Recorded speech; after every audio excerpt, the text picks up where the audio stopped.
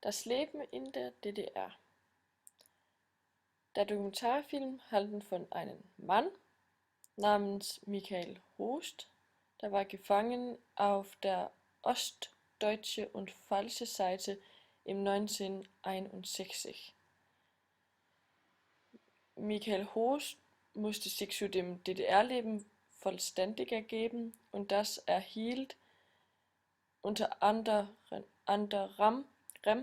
dass er zu dem System in der Schule muss sich bekennen. Das konnte er nicht aushalten. Nicht lange nach dem Bau der Mauer trifft Horst einen Kerl namens Bertram. Bertram war auch unzufrieden mit dem Leben in DDR und sie vorbereiten einen Fluchtversuch. Horst konnte nicht seine Freunde erzählen, weil DDR das ganze Land überwachte. Sie beschließen in Geheimnis, dass sie über die Ostsee nach Dänemark segeln wollen. Der erste Versuch verfehlt.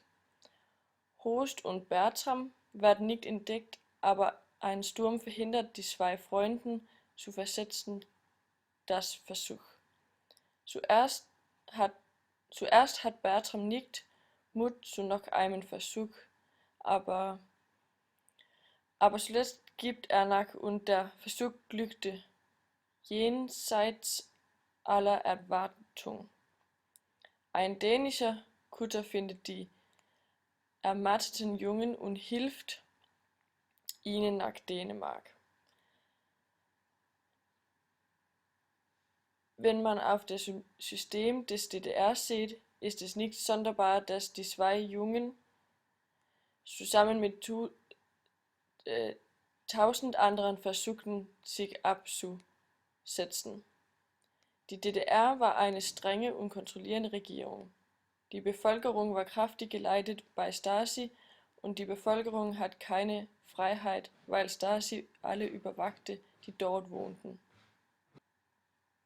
Wir können ein Beispiel dafür sehen in dem Dokumentar, wo Heike Horsts Freunde verhört werden. Man konnte sich vorstellen, dass die Bevölkerung in DDR fühlten sich gefangen wie ein Tiger im Käfig, genau wie das Gedicht Zirkustier beschreibt.